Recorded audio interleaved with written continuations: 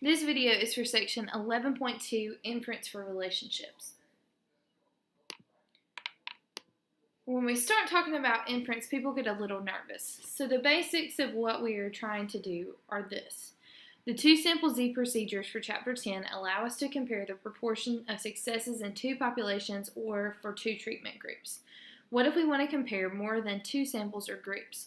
More generally, what if we want to compare the distributions of a single categorical variable across several populations or treatments? We're going to need a new statistical test. The new test starts by presenting the data in a two-way table. Two-way tables have more general uses than comparing distributions of a single categorical variable.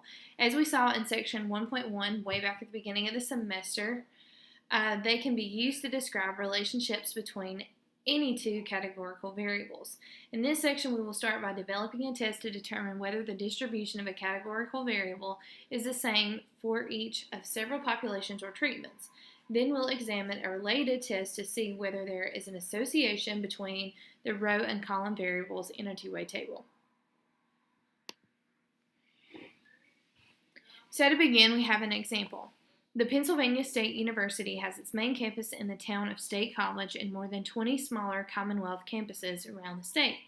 The Penn State Division of Student Affairs polled separate random samples of undergraduates from the main campuses and Commonwealth campuses about their use of online social networking. Facebook was the most popular site with more than 80% of students having an account.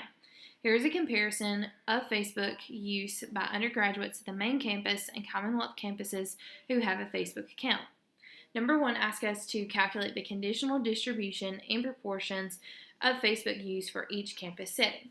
So if we think back to when we first talked about conditional distributions, what that means is we would basically look at each one of these categories, but we would look at them over, like for main campus, we would look at each one of these numbers over the total number of Facebook users on the main campus.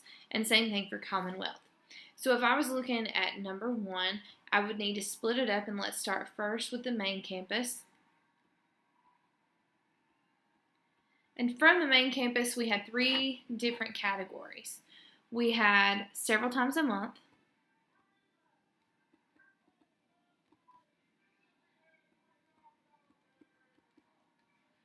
we had at least once a week,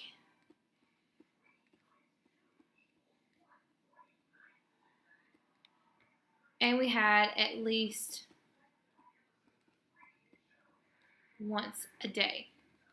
So to start with several times a month, what we would do is we would find several times a month for the main campus, which is 55. So we would have 55, and we would put that over 910. We put it over 910 because 910 represents the total Facebook users on the main campus. So whenever you do that, you would get 0.06, which turns out to be about 6%. We do the same thing for at least once a week, so we would look and see what do we have at least once a week on the main campus, and that would be 215. We would put 215 over 910. Whenever you do that, you get 0.236, which turns into 23.6%. And for once a day, we would have the 640 that's in our table for at least once a day on the main campus. Put it over the total Facebook users on the main campus, which was 910. And when you do that, you get 0.703, which turns out to be about 70.3%. You would do the same thing for the Commonwealth campuses. So since we have the same categories, I'm just going to kind of continue those on over here. So when I'm looking at Commonwealth, I'm going to look at each one of the categories again, but this time I'm going to look at these numbers in the Commonwealth column, and I'm going to put them all over the 627, which was the total Facebook users on the Commonwealth campuses. So for several times a month, I would have 76 over 627. Whenever you do that, you get 0.12, which turns out to be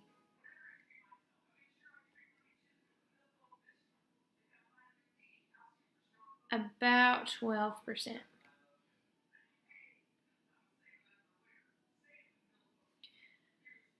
For at least once a week, you have 157, so 157 over 627. That gives you 0.25, which turns out to be 25%. And for at least once a day, you've got 394. Put that over 627 because that's your total number of Facebook users, and you would get 0.628, which turns out to be 62.8%.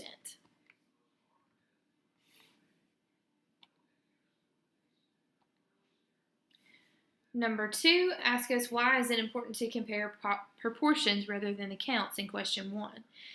And basically, if we look back at the information that we had, on the main campus, we had a random sample of 910 people. And on the Commonwealth campuses, we had a sample of 627 people.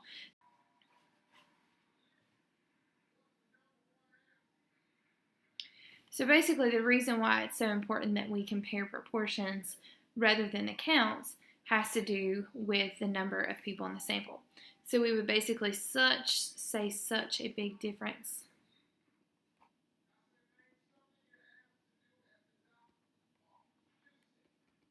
in the sample size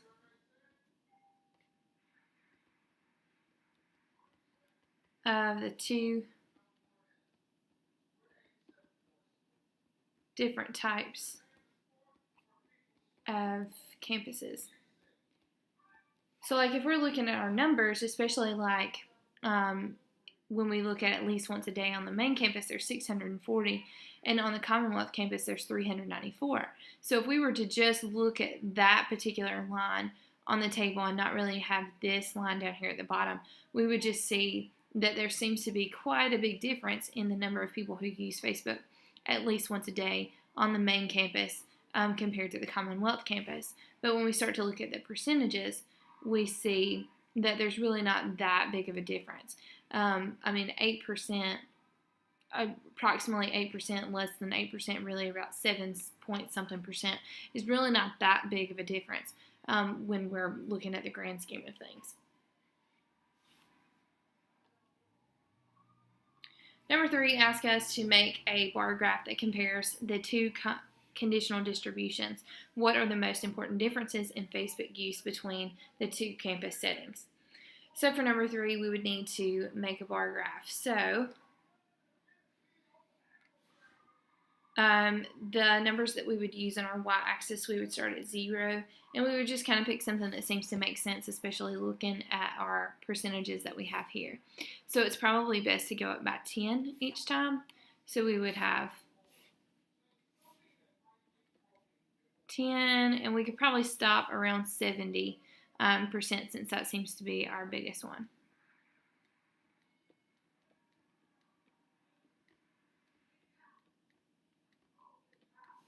And so then we would basically split it up, and we would have our main campus first, and then our Commonwealth campus here. So we would start with several times a month. So we had 6% at several times a month.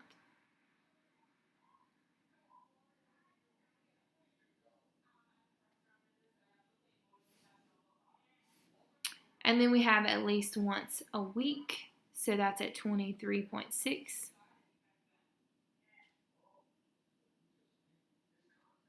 It's going to be almost impossible for me to label these, so I'm just going to color them just because it's kind of difficult to label that on here.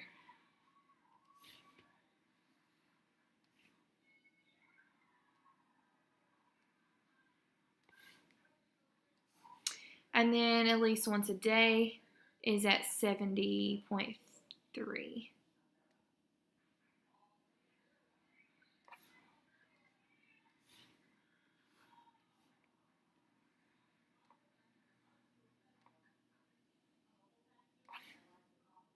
And all of that represented the main campus.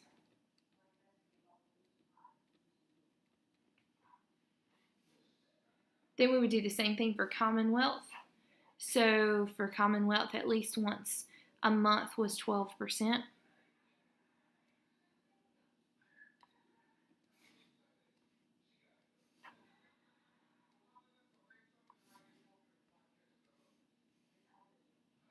At least once a week was 25%.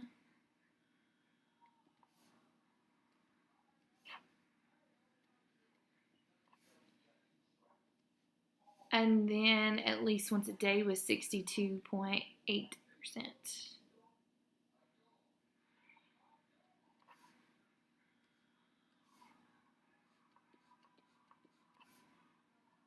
And this was for Commonwealth.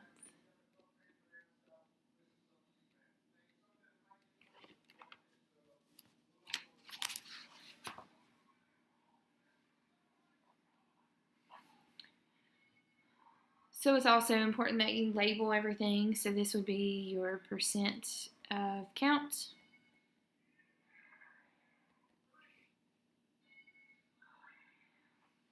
And this would be your Facebook use. And typically you would label those, each one of the columns out beside it. But because it's kind of difficult to, especially on this particular setup, to do that, I just went ahead and highlighted them. So if you were to do this on the AP exam, though, you would need to make sure that you wrote each one of those out. So like here you would write out several times a month. Here you would write out at least once a week. Here you would write out at least once a day, and so on and so forth.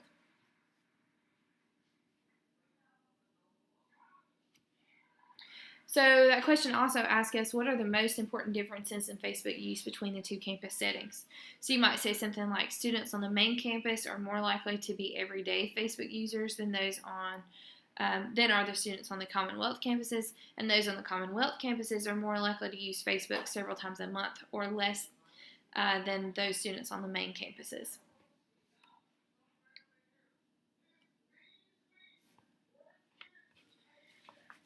Finding expected counts. So the expected count in any cell of a two-way table when the null hypothesis is true is going to be equal to the row total times the column total divided by the table total. So in the previous Check Your Understanding, which was our last example, we presented the data on the use of Facebook by two randomly selected groups of Penn State students. Here are the data once again. So we see, again, the Commonwealth campuses and the main campuses, and then the number of people who use Facebook and the frequency in which they use Facebook. So do these data provide convincing evidence for a difference in the distributions of Facebook use among students in the two campus settings? So number one, ask us to state the appropriate null hypothesis and alternative hypothesis for a significance test to help answer this question. So for the null hypothesis, we might say something like, there is no difference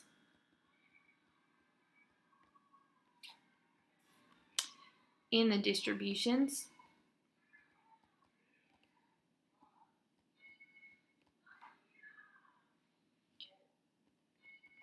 of Facebook use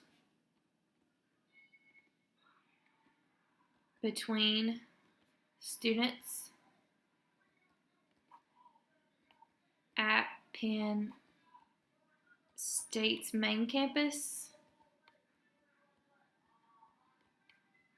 and Commonwealth.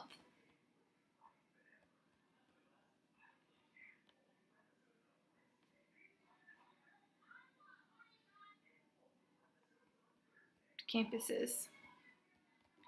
The alternative hypothesis would be there is a difference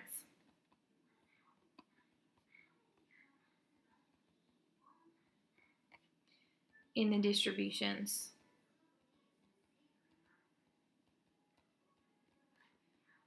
of Facebook use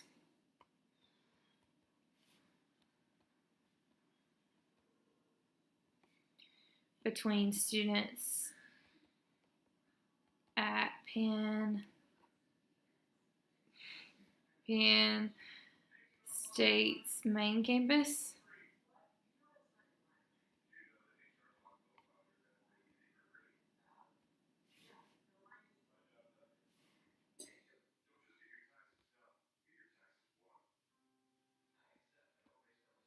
and Commonwealth campuses. 2 asks us to calculate the expected counts and show your work.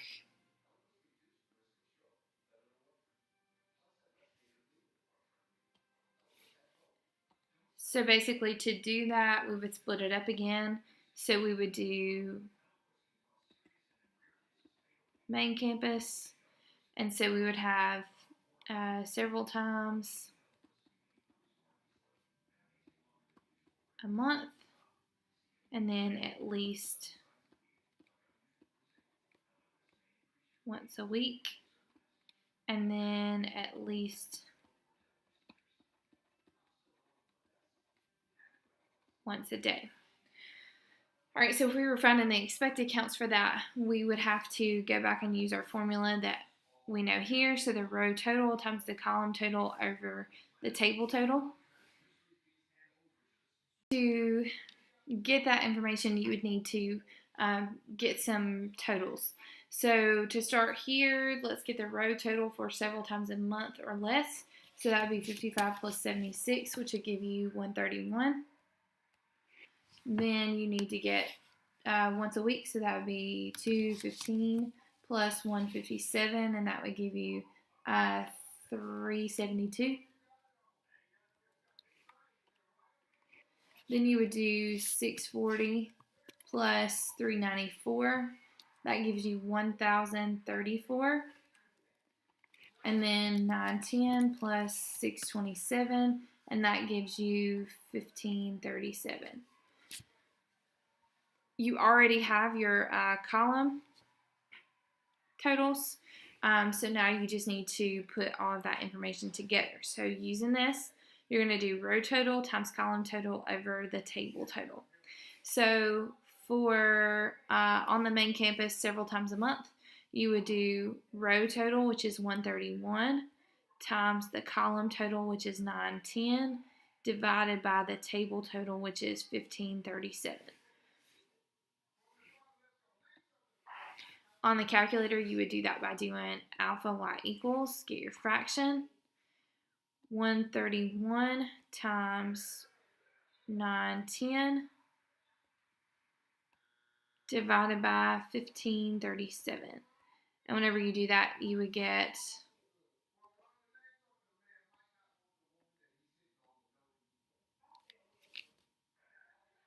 77.56. For at least once a week, you would do the same thing. So you would do row total, which is 372, times the column total over the table total. So the only thing that's going to change about between that one and the last one is just the first number. So again, alpha y equals, to get your fraction, 372 times 910 divided by 1,537.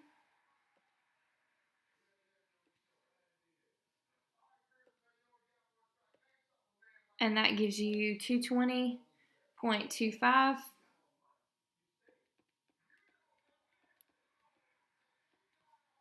And then at least once a day, same thing. So you would do 1034 times 910 divided by 1,537.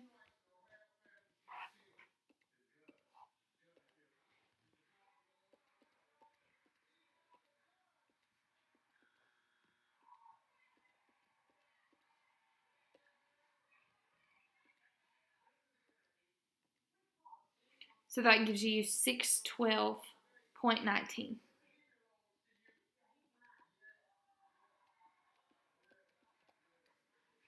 All right, you do the same thing for your Commonwealth.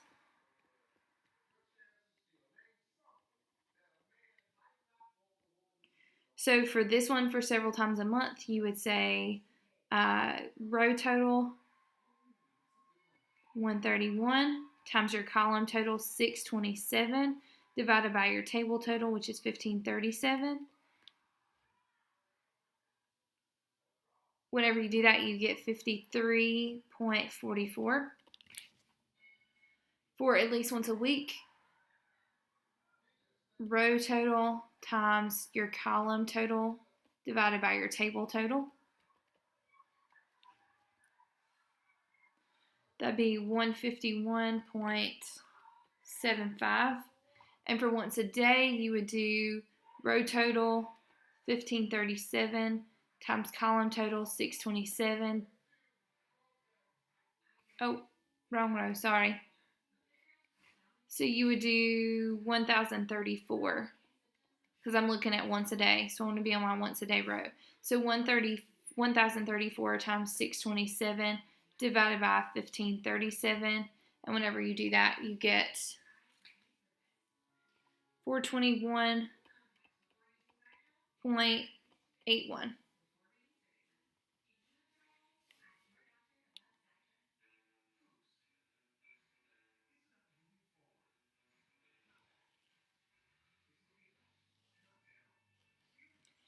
Number 3 asks us to calculate the chi-square statistic and to show our work.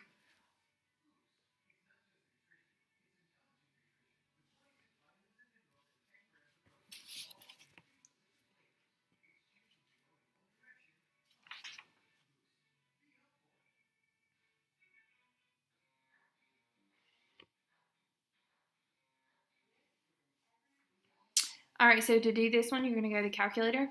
You're going to go to stat, go to edit,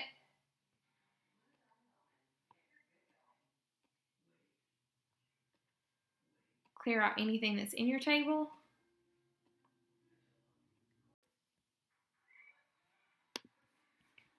Then you are going to, in your first column, your L1, you're going to put your observed.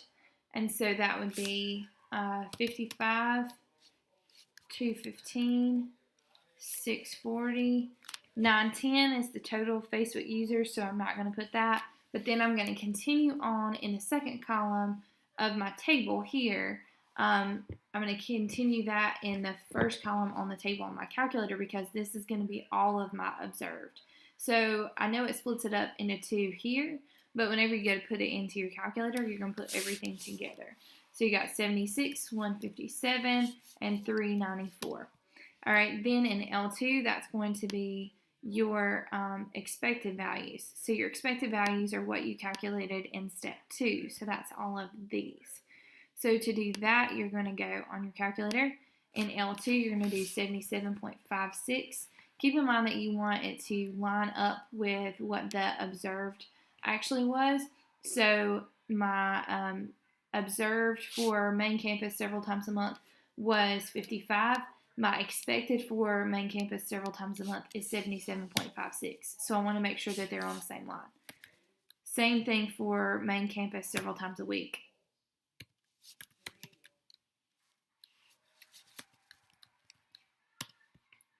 All right, so remember we're putting all of our expected into one table, even though it wasn't like that, or into one column, even though it wasn't like that in the original table.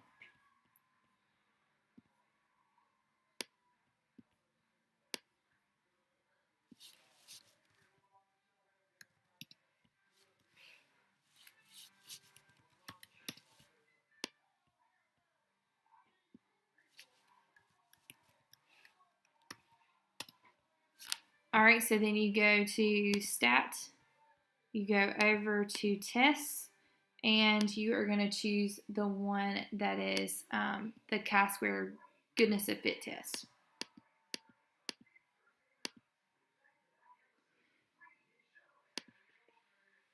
For your degrees of freedom for this, you had 3 different categories that people could go into. Several times a month or less, at least once a week, or at least once a day. So because we have 3 categories, our degrees of freedom is going to be 2.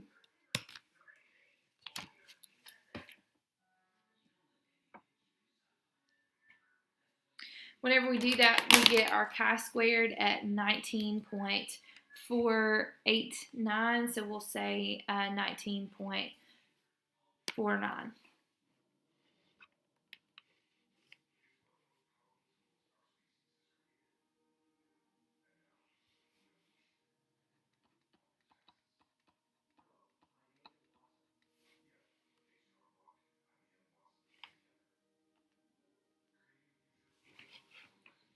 All right, we're going to move on to the chi-square test for homogeneity. So suppose that random large sample size and independent conditions are met. You can use the chi-square test for homogeneity to test null hypothesis when there is no difference in the distribution of a categorical variable for several populations or treatments. Any alternative hypothesis when there is a difference in the distribution of the categorical variables for several populations or treatments. So you're going to start by finding the expected counts. So remember, to find that chi-squared statistic, you would use this, which is your next step after you get your expected counts, where the sum is over all the cells, not including the totals in the two-way table. If your null hypothesis is true, then the test statistic, your chi-squared, has approximately a chi-square distribution with degrees of freedom equal to the number of rows minus 1 times the number of columns minus 1. The p-value is the area to the right of the chi-squared under the corresponding chi-square density curve, which we talked about in section 11.1. So conditions that you have to meet before you can use this test. First is that it's random, so the data comes from separate random samples from each population of interest or from groups in a random experiment. A large sample size, so all your expected counts are at least 5, and independent. Both these samples or groups themselves and the individual observations in each group or sample are independent. So when you're sampling without replacement, check that the individual populations are at least 10 times as large as the corresponding samples. Remember, that's your 10% condition.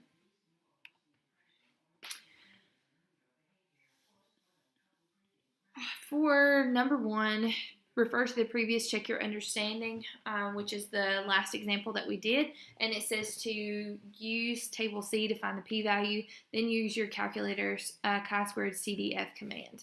So we are just going to go with the chi-squared CDF command. So remember, if you do that,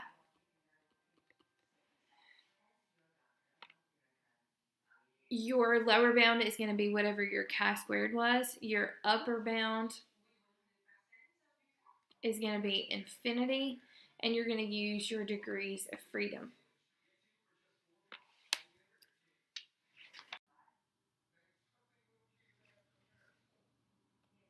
So from our last example, we know that our chi-squared was equal to 19.49. The reason we would go with infinity as our upper bound is because remember that your chi-squared is this line, and your p-value is going to be everything that's this way. And so your lower bound would always be your chi-squared, and your upper bound would be infinity because it can keep going as far as the curve goes. So you've got chi-squared at 19.49. To get your degrees of freedom, you're going to do your number of rows minus 1 times your number of columns minus 1. So if you go back here to the table, we can see that our number of rows would be 3. So when we go back here, our number of rows for your degrees of freedom would be 3 minus 1. And then if we go back to that table, we're looking at the columns. We see that we have 2 columns. We don't count our totals column here, just like we didn't count our totals row. So we have 2 columns, 2 minus 1. Of course, that will give us 2 times 1, which gives us degrees of freedom at 2. So when we go to plug that in on the calculator, we would do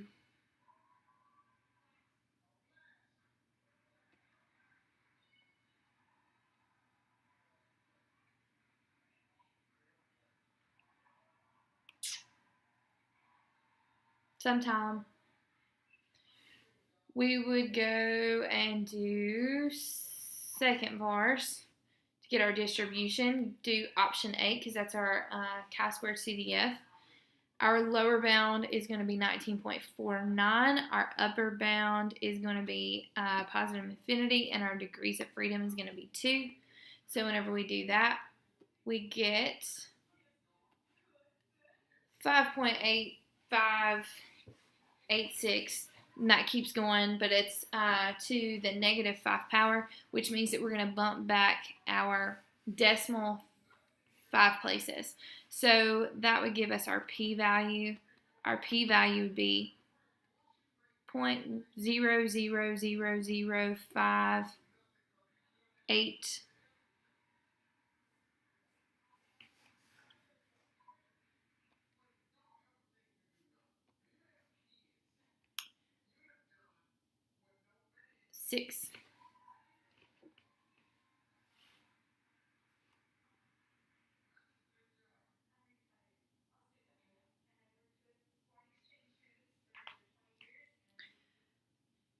All right, so number 2, ask us to interpret the p-value from the calculator in context. So for number 2, we would say, assuming there is no difference in the distribution of Facebook use between students at Penn's main campus and Penn's Commonwealth campuses, the probability of observing a difference in the distribution of Facebook for the 2 samples as large as or larger than the one found in the study is about 6 in 100,000. So basically, what does this value mean? So this would equate to about 6 in 100,000. So we would say basically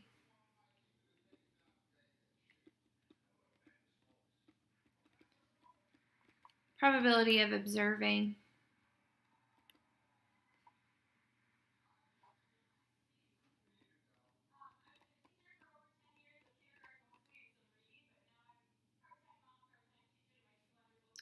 a difference in the distributions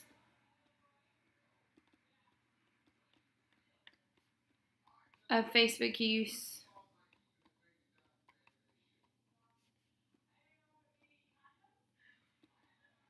between the campuses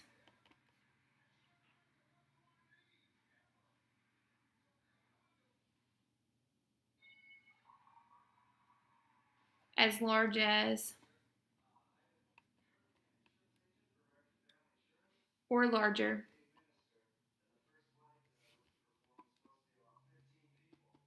than the one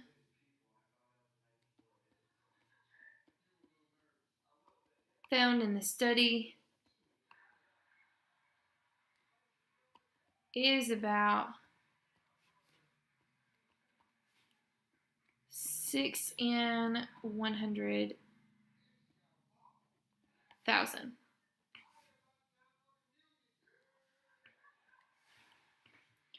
All right, 3 says, what conclusion would you draw? Justify your answer.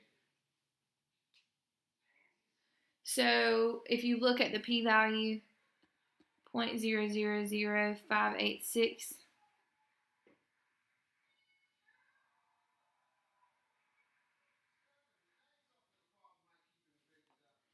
is less than, say, 0.05 if we were using that as our significance level. So we would reject the null hypothesis, and we would say it appears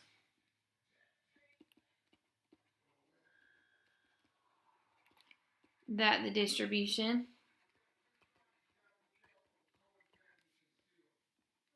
of Facebook use is different among students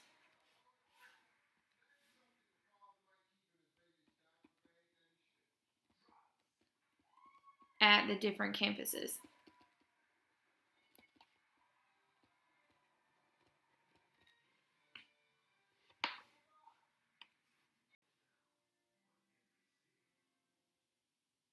You could have also done this problem by using the chi-squared test for homogeneity on your calculator. So to start that, you're going to have to do a matrix. So you're going to do second matrix, which is underneath the math button. You're going to go over to edit, and you first have to decide how big you want your matrix. This is going to be, matrix A is going to be your observed counts, which would be this. So you would want a 2 by 3, because you have 2 rows.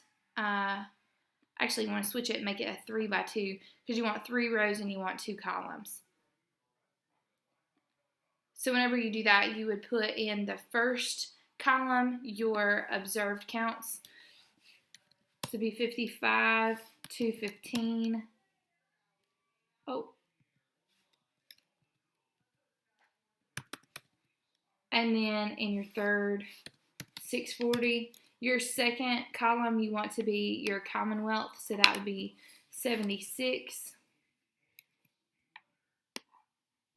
157, and 394. All right, you would do that again. So second matrix, go to edit, and this time you're going to put your expected, your expected in matrix B. So again, that would be a 3 by 2. And then you would use your expected counts, which we got in step 2.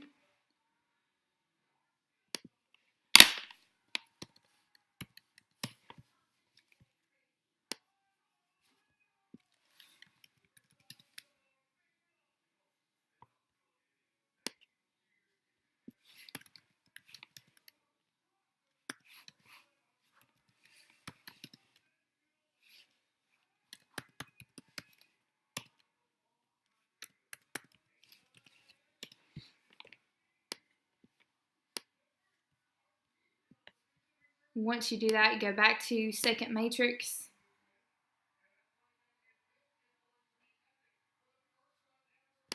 Now you're going to go over to stat. You're going to go to tests. And you're going to do the chi-squared test. So you're not doing the chi-squared goodness of fit test like you are used to. You're just doing chi-squared test. So you had your observed in matrix A, your expected in matrix B.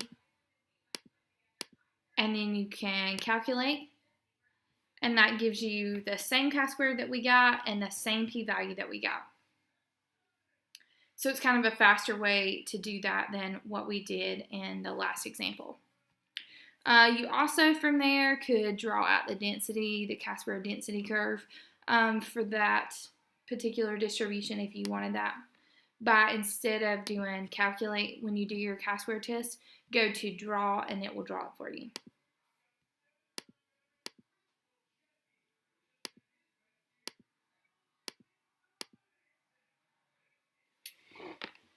All right, for your next example, it says Canada has universal health care. The United States does not, but often offers more elaborate treatment to patients with access. How did the two systems compare in treating heart attacks? Researchers compared random samples of 2,600 U.S. and 400 Canadian heart attack patients. One key outcome was the patients on assessment of their quality of life relative to what it had been before the heart attack. Here are the data for the patients who survived a year. Number 1, ask us to construct an appropriate graph to compare the distributions of opinion about quality of life among heart attack patients in Canada and the United States.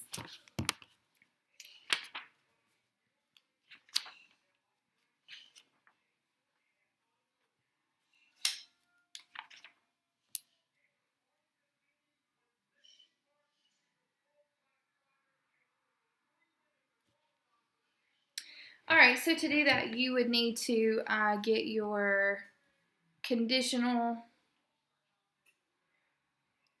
like you did before in the one of the earlier examples that we had.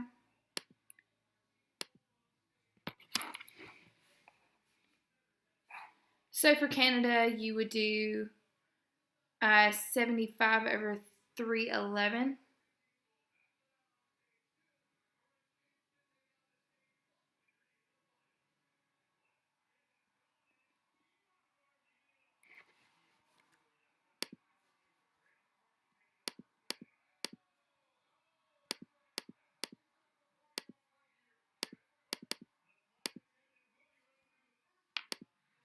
So that would give you 0.24.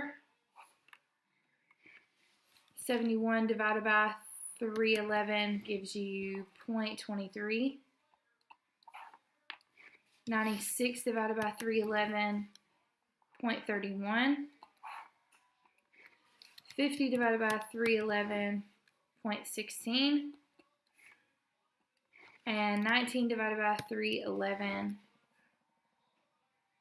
0.06.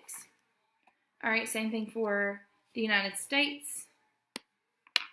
So you do 541. This time you're dividing it by 2165 because that's your total for the United States, which gives you 0.25. 498 divided by 2165, 0.23. 779 divided by 2165, 0.36.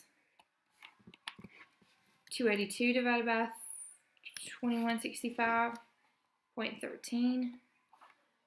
And then 65 divided by 2165, 0.03. Then you would need to construct an appropriate graph. So you would need to figure out what you wanted your y-axis to be labeled as. So if we look, it's probably a good idea to go by tens again. This time let's stop at 40 since the biggest that we have is 0.36 or 36%.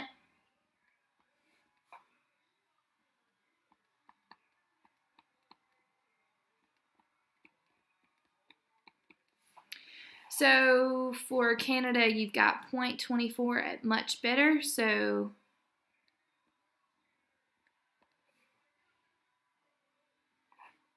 .23 for somewhat better. And again, I'm going to color these so we have an idea. Since I don't have a ton of room. 0.23 is going to be right there at it.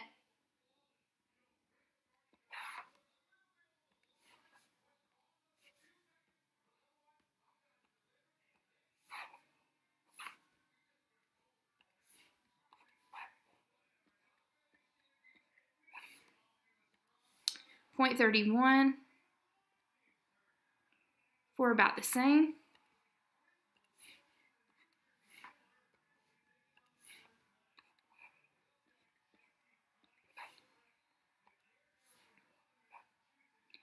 .16 for somewhat worse.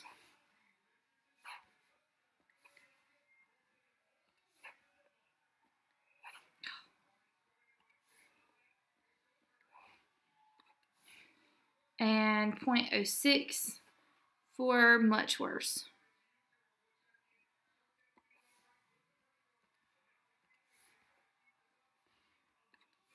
All right, all of those represented Canada. Now we're going to do the same thing for the United States. So much better was at 0.25.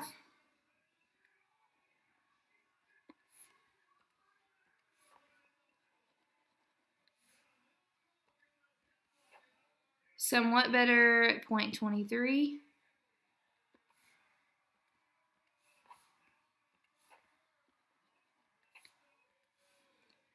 About the same, 0.36.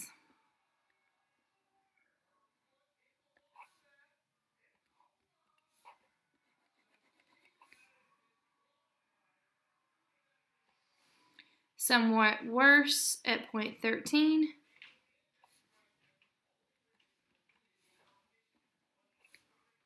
And much worse at 0.03. And that was for the United States. So you do need to label this, so your y-axis would be your percent, and the bottom would be your quality of life. So your x-axis represents quality of life, and your y-axis represents the percentage.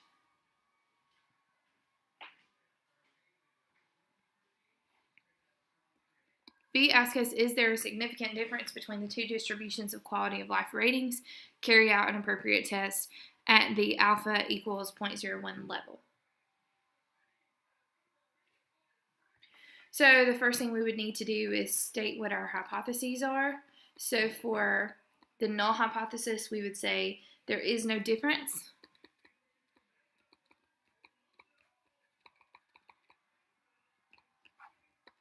In quality of life for Canada versus, let's do Canada because I don't want you to get confused. Canada versus the United States. The alternative hypothesis would be there is a difference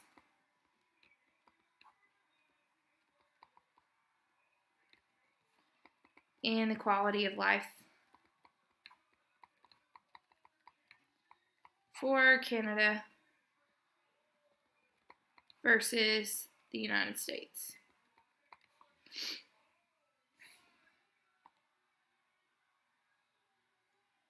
All right, the second thing we would need to do is to do a plan. So our plan would be to use a chi-squared test for homogeneity if the conditions are satisfied. So I know that I'm going to use that test for homogeneity because we have the null hypothesis where there's no difference, alternative hypothesis where we say that there is a difference, and our conditions seem to be met. So when we look at random, the data came from separate random samples. The expected counts are for Canada much better would be 77.37, somewhat better 71.47, about the same 109.91, somewhat worse 41.7, and much worse 10.5. So those are all greater than 5. United States, you'd have 538.63 for much better, 497.53 for somewhat better, about the same would be 765.09, somewhat worse 290.30, much worse 73.45. So those are all at least 5 as well. Independent, we have clearly have less than 10% of all heart attack victims in the United States and in Canada, because if we go back to our table that we had, we're looking at 311 and 2165. Definitely have more than 311 and 2165 people that have had heart attacks in both countries respectively.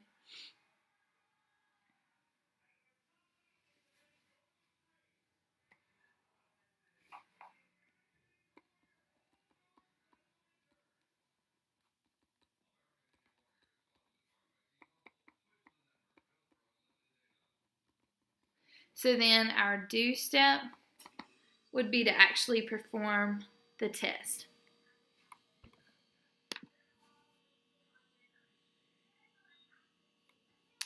So first thing we're going to need to do is, I know I just mentioned the expected values, but I want you to be able to calculate those. So for Canada,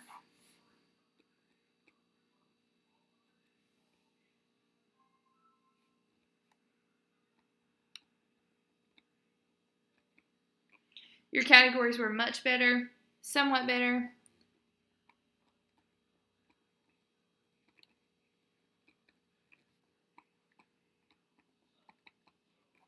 about the same, somewhat worse,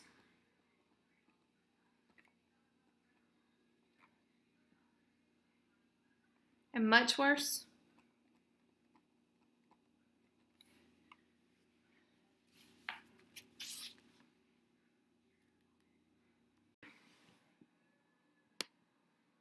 So to get those expected, you would need to do your row total times your column total divided by your table total. So to get our totals, for much worse or much better, we would say 75 plus 541, that gives us 616. 71 plus 498, that gives us 569. 96 plus 779 gives us 875. 50 plus 282 gives us 332. 19 plus 65, 84. And then in the end, 311 plus 6165, or 2165,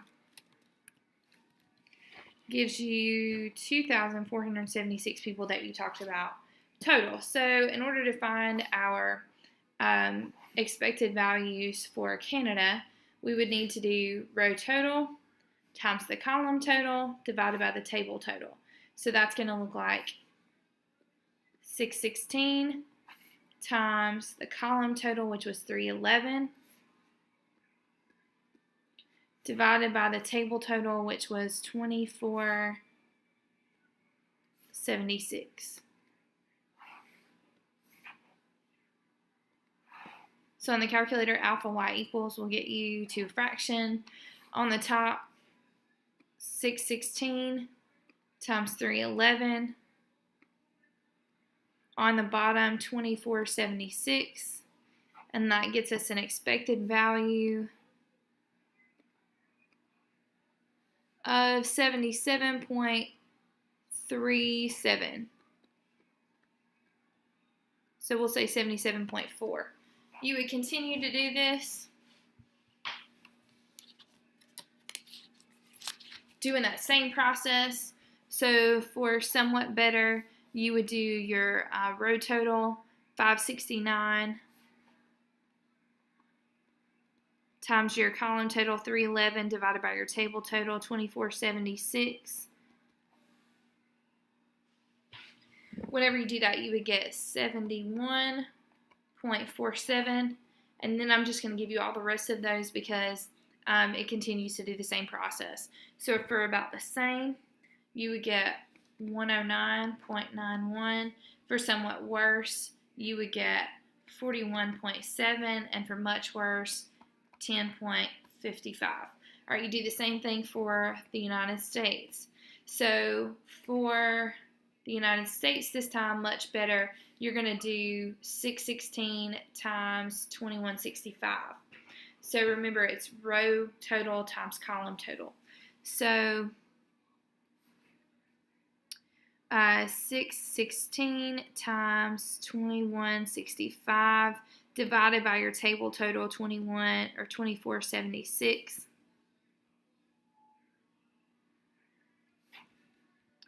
So you do that on your calculator, alpha y equals for your fraction. On the top, 616 times 2165. On the bottom, 2476.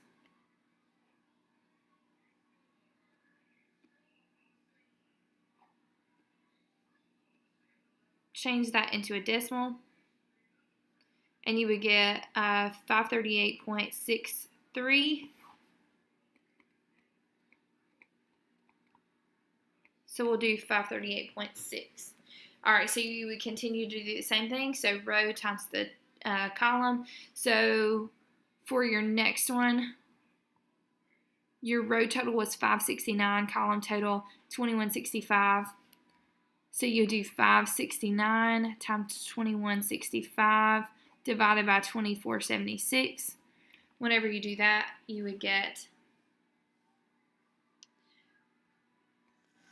497.5. That would be for somewhat better. All right, for somewhat worse, actually no, for about the same, you would get 765.09. For somewhat worse, I know this is looking a little rough, y'all.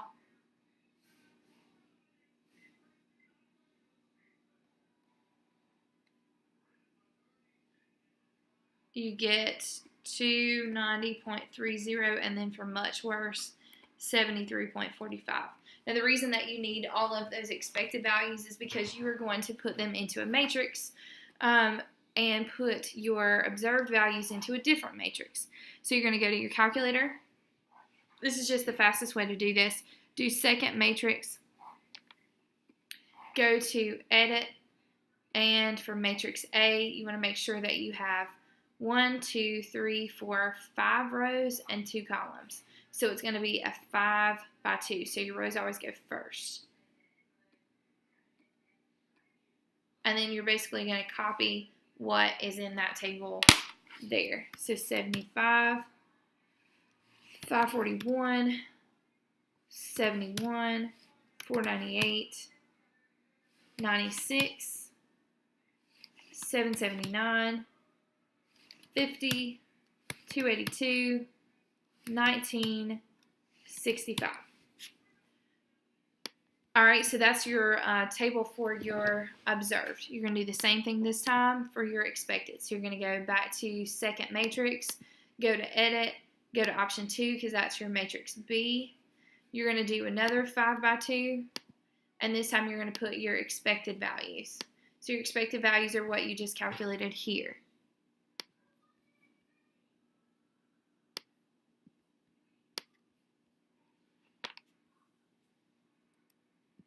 So you'd have 77.4, 538.6,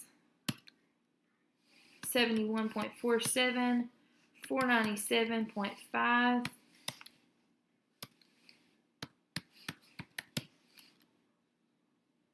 109.91,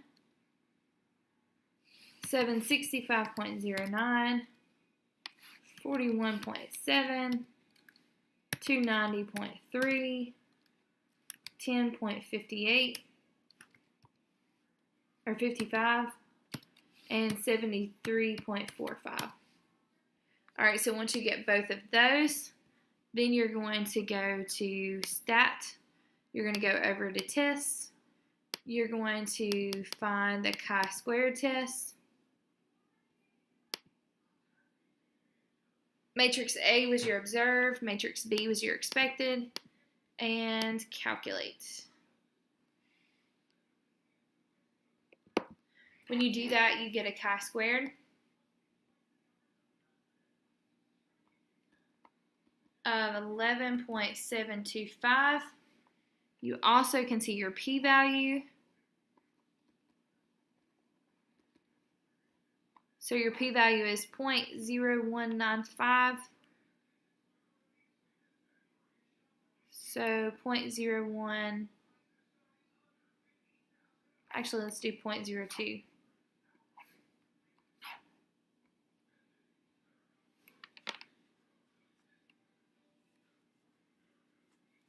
So then for your conclude,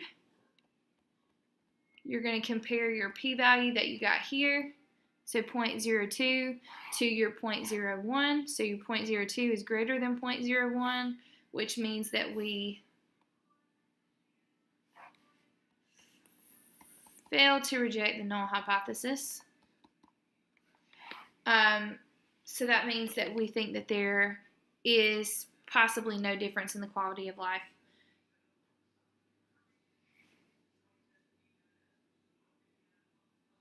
So what we would say basically is there is not enough evidence to conclude that there is a difference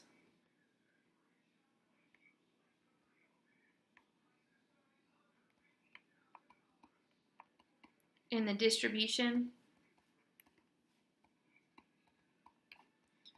of quality of life in Canada and the United States.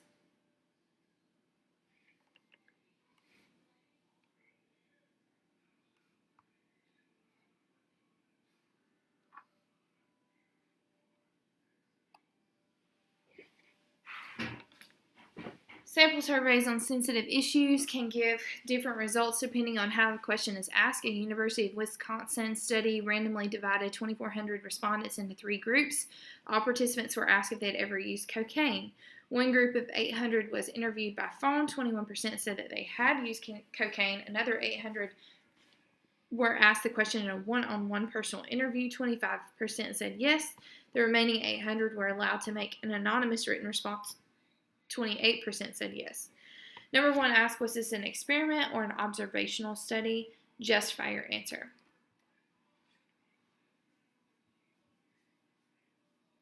All right, so for number 1, we would say that this is an experiment. And the reason that we would say it's an experiment is because they were divided and put into different groups, and some were interviewed by phone, some were asked in a one-on-one personal interview, and some had an opportunity to do a written response. Obviously, it is possible that interviewing by phone or being asked in a one-on-one personal interview is going to make people less likely to respond yes, while those who are allowed to just anonymously write a response are more likely to say yes. It's also more likely that people that were interviewed on the phone might be more likely to say that they had used cocaine, whereas those on a one-on-one personal interview might be less likely. That's not what happened here, it doesn't appear, but it's a possibility. So they were exposed to some sort of treatment, and that treatment would be by putting them into groups. To ask us to make a two-way table of responses about cocaine use by how the survey was administered. So your table would look like contact, method, and then answered yes, and then answered no.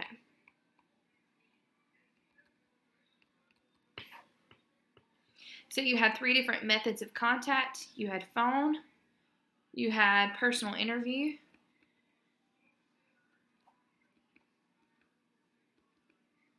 and you had written response.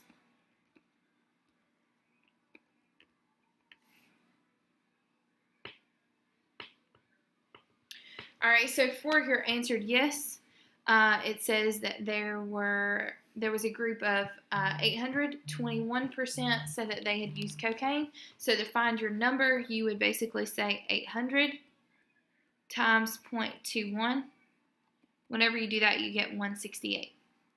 For the personal interview, it says another 800 were asked the question in personal interview. So 800 times 0.25, and that gives you 200.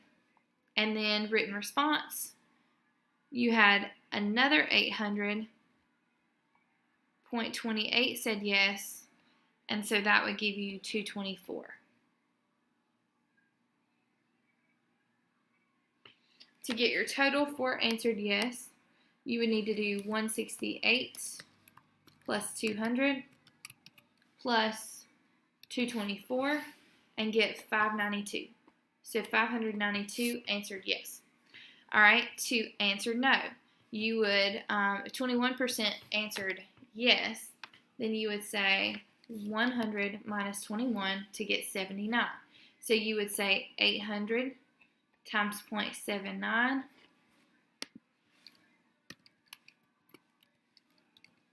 and you would get 632. You could also say, I know that there was 800 people that were asked.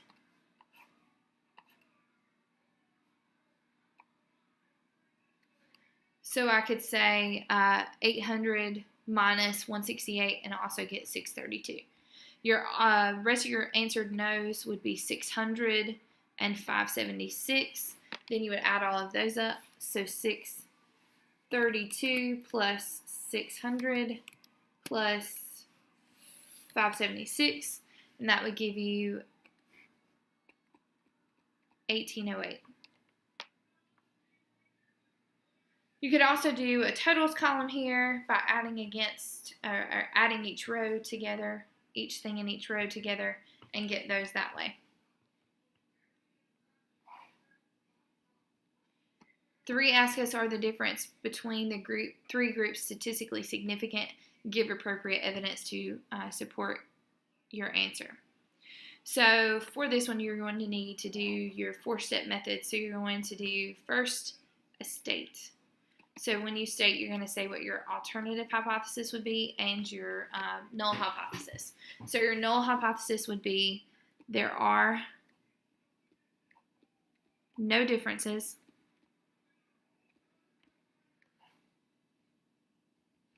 in the actual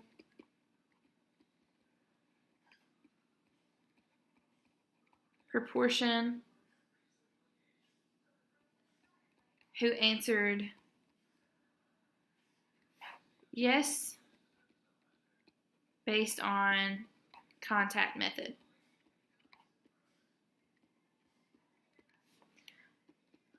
All right, your null hypothesis would be there is a difference.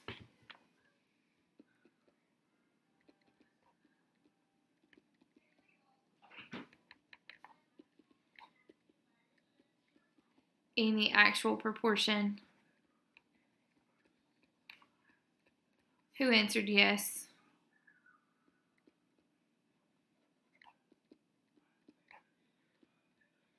Based on contact method.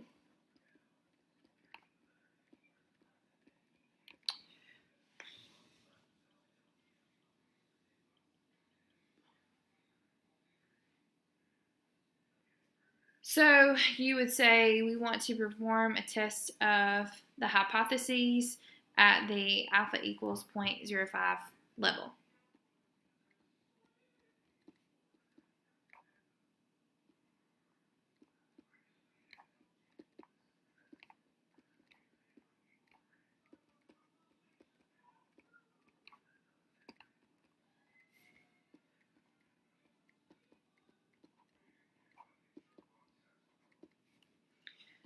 Your next step is plan.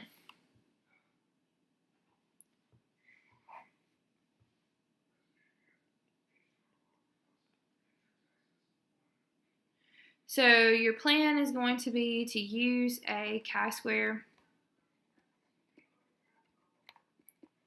test of homogeneity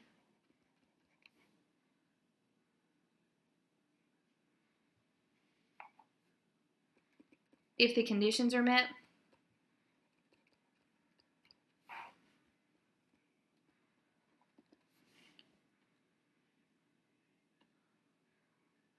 So of course your conditions first would be random.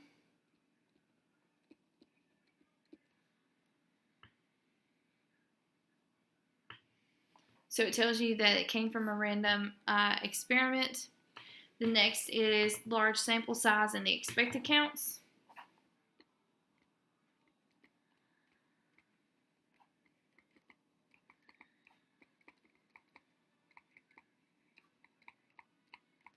So you're going to have to figure out what your expected counts would be.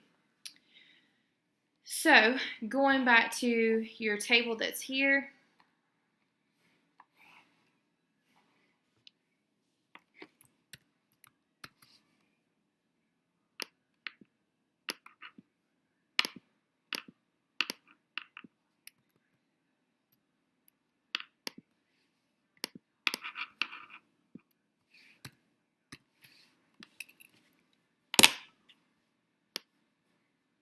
I'm actually just going to copy this and get rid of the parts that I don't need, just to make it a little easier.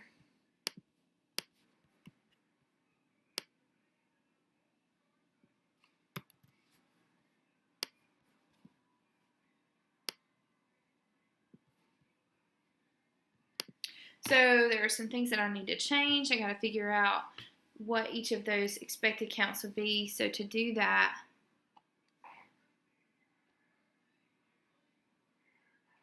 remember I'm going to do my row total times my column total divided by my table total. So I need to go back to this two-way table that we started at the beginning, and I need to add in some totals. So I have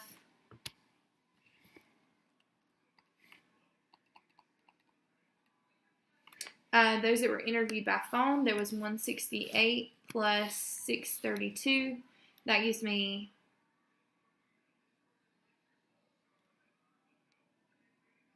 800. Then I should have 800 here as well. I should have 800 here as well. And this last should be 2,400. I know that these all have to be 800 because it told me that there were 800 people that were interviewed by phone, by personal interview, and by written response. So then when I go to do those that answered yes, I'm going to do column or row total, so 800, times my column total, 592, divided by my table total, 2,400. So on the calculator, I would do alpha y equals 800 times 592 divided by 2400, and that would give me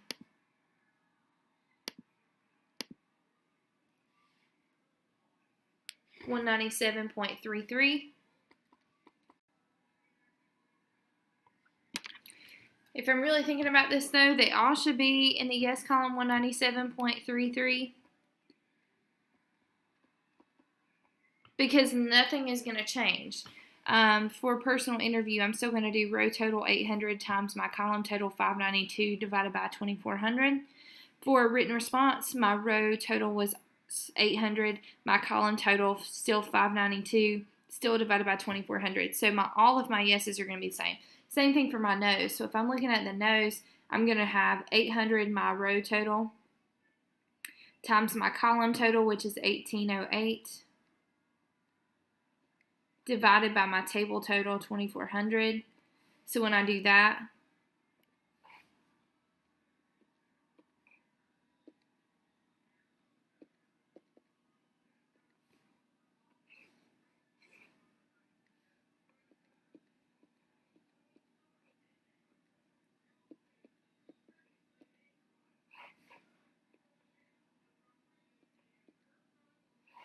that gives me 602.67. But all of those should be the same as well, because my values that I'm plugging in for my row total and my column total are not going to change if I'm looking at my no's. So because all of my rows all add up to be 800, nothing's going to change in my expected values. So I have to look and make sure that all of my expected values are at least 5, and they are, so that meets that requirement. The last thing that I need to do is check to make sure that everything is independent. So if I'm thinking about that, I'm looking to see if I have random assignment and if I have at least 10%. So due to the random assignment, these 3 groups of people can be viewed as independent, because I'm talking to 3 separate groups of people. Also, knowing one person's response gives no information about knowing another person's response, so this is going to be independent. Next, I'm going to move on to do. So now I've got to choose what type of test I'm going to use. Actually, we chose what kind of test we're going to use. So all we need to do now is just get our chi-squared and our p-value. So the best way to do this is to go and do a matrix again. So second matrix, I'm going to do edit and change my my A and my B. So I'm going to start with A. A is going to be my observed. So the first column, actually I need to change my size because I've got 3 methods, so I'm going to have a 3 by 2 matrix. So I've got 168, 632 in the no's for phone. For personal interview, there were 200 yeses. There were 600 no's.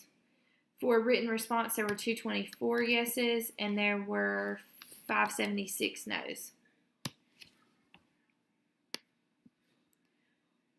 All right, now I'm going to do second matrix again. Go to edit, and I'm going to do matrix B. These are going to be my expected values. I'm going to change my size to a 3 by 2 because I have 3 different categories. And then if I'm looking in my expected that we just figured out, all my yeses should be 197.33.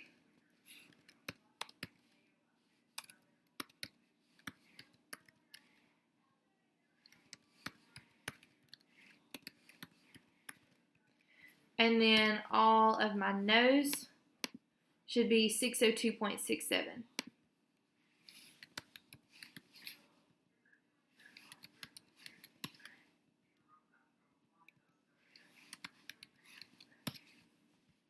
Once I get all of that, I'm going to go to Stat, go over to tests, and I'm going to do a chi-squared test, which is going to be alpha C. My observed is in matrix A, my expected in matrix B, and then calculate. So when I do that, I get my chi-squared of 10.62. That will also give me my p-value, which is 0.00, we'll say 0.005.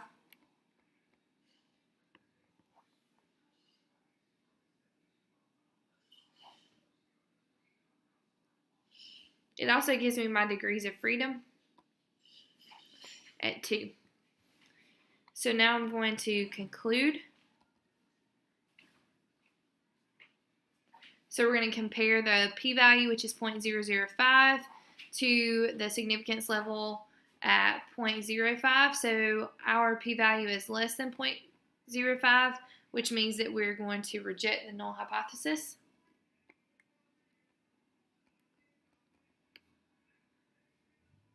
And we're going to say that we conclude that there is convincing evidence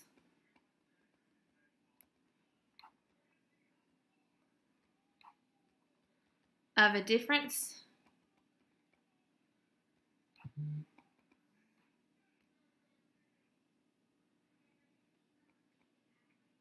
in the proportion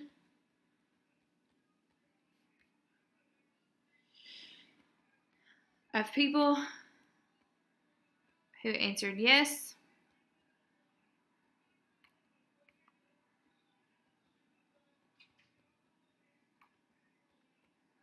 based on the method.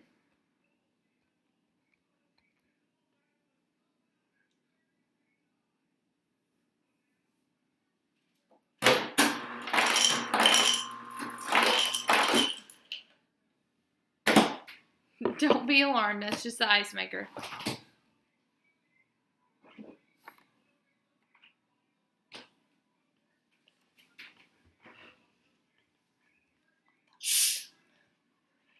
Alright, so next we have the chi-square test for association and independence. So suppose the random, large sample size and independent conditions are met.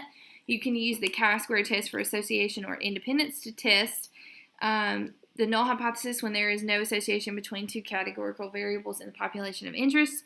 Alternative hypothesis is there is an association between two categorical variables in the population of interest, or alternatively, the null hypothesis says two categorical variables are independent in the population of interest, and the alternative hypothesis says two categorical variables are not independent in the population of interest. Start by finding the expected counts, then calculate the chi-squared statistic, where the sum is over all the cells in a two-way table. If the null hypothesis is true, the test statistic has approximately a chi-squared distribution with degrees of freedom equal to the number of rows minus 1 times the number of columns minus 1. P-value is the area to the right of the chi-squared under the corresponding chi-squared density curve. The conditions that you want to check whenever you go to use this test is that it's random, so it comes from a random sample or a randomized experiment, that it has a large sample size, so all the expected counts are at least 5, and that it's independent, so your individual observations are independent. When sampling without replacement, check that the population is at least 10 times as large as the sample. That's the 10% condition. So for your last example, many popular businesses are franchises. Think of McDonald's. The owner of a local franchise benefits from the brand recognition, national advertising, and detailed guidelines provided by the franchise chain. In return, he or she pays fees to the franchise firm and agrees to follow its policies. The relationship between the local owner and the franchise firm is spelled out in a detailed contract.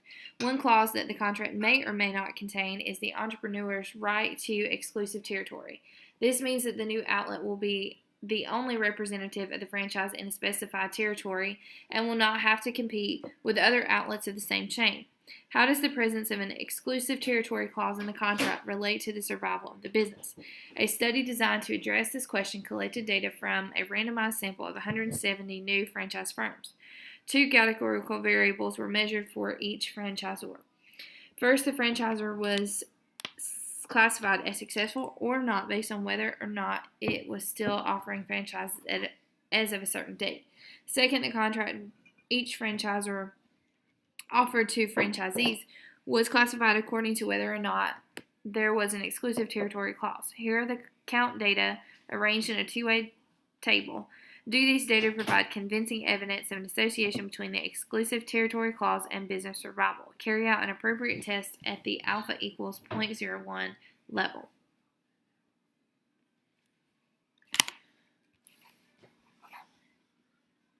So to start this problem, you're going to have to do your 4-step process. So your first is to state what you're doing. So you're going to say, we want to perform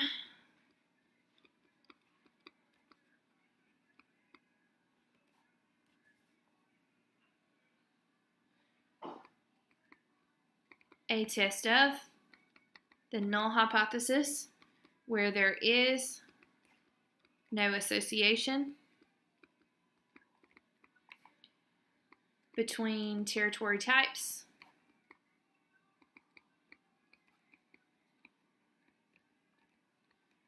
and success or not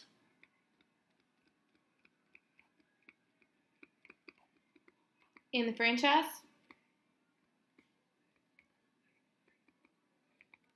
The alternative hypothesis would be that there is an association between territory type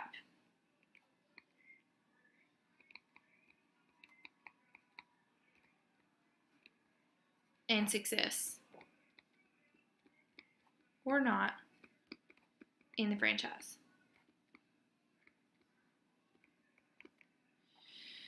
And we're doing this at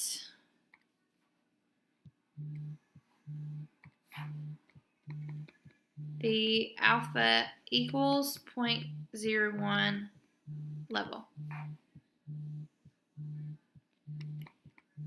The next is to plan. So we are going to, for this one, use a chi-squared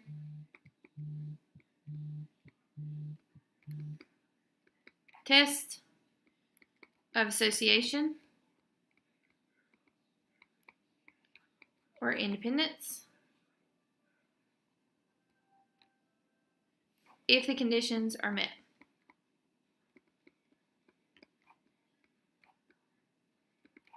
So your first condition is random.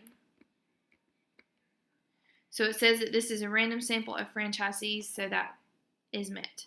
The next is larger sample size.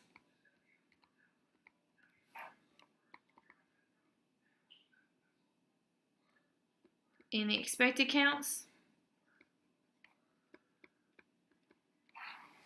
To determine your expected counts, you're going to need to get, do your row total over your column total, or row total times your column total over your table total.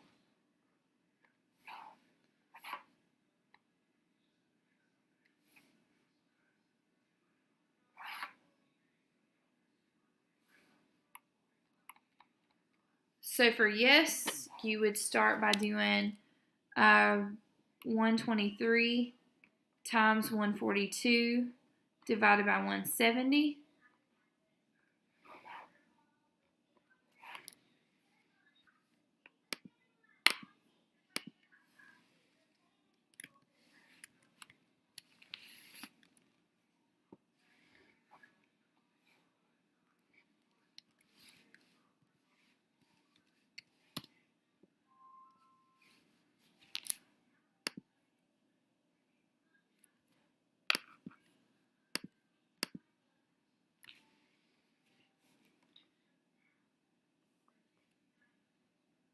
So when you do that, you get 102.74. So you would continue to go in this pattern by doing your row total times your column total divided by your table total. So for no's in exclusive territory, so exclusive territory is a yes, but success is a no, you would do 47 times 142 divided by 170.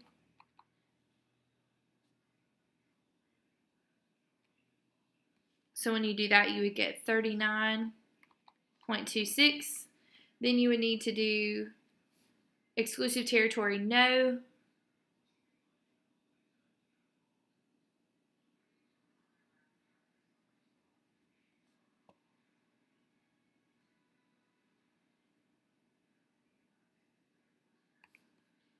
So your success for that would be 20.26. You would get that by doing 123 times 28 divided by 170. And then for no's and no success would be 47 times 28 divided by 170. And that would give you 7.79. So you got to check and make sure that they are all at least 5. And so that's met. The last thing is independent. So when you do that, you would say, this one you're going to have to basically use the 10% condition. So you would say there are definitely going to be more than 700 franchisees in the United States, or franchises in the United States. So you would say basically 170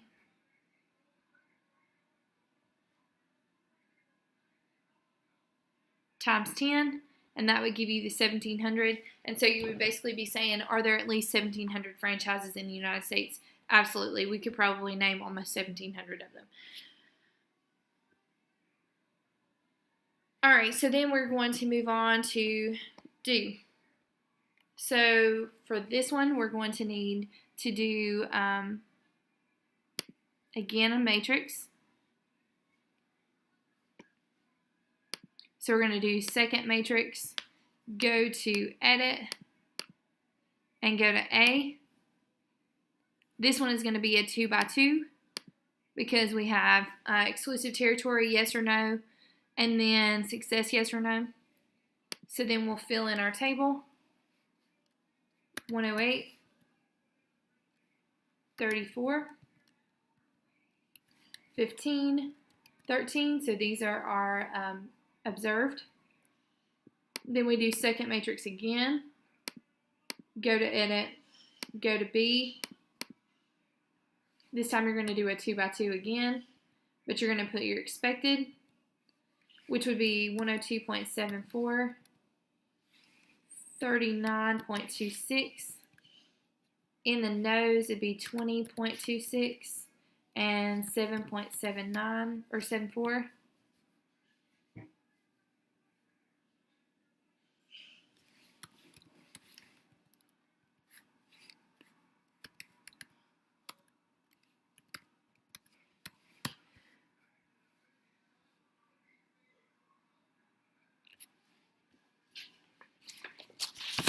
So now you're going to go to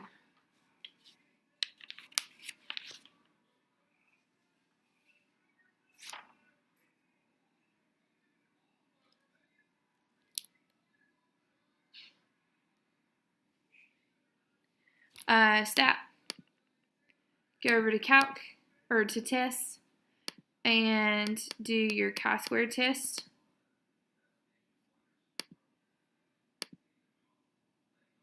Observed was your A, expected was your B. So then you calculate. This gives you a chi-squared of 5.9.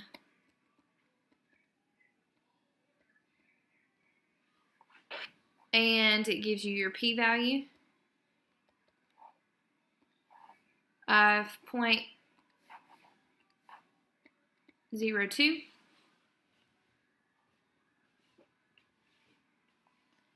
And that is using degrees of freedom equal to 1, because you would do your rows times your columns. So rows minus 1 times your columns minus 1. So it'd be 1 times 1. And then the last thing is conclude. So you would say you would compare your p-value 0.02 to your significance level, which was 0.01. So 0.02 is greater than 0.01. So that means that we're going to fail to reject the null hypothesis, which means that we are going to say we do not have enough evidence to conclude that there is an association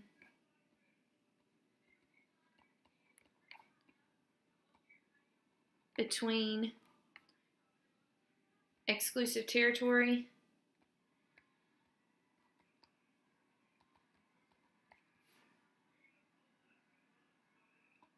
and success.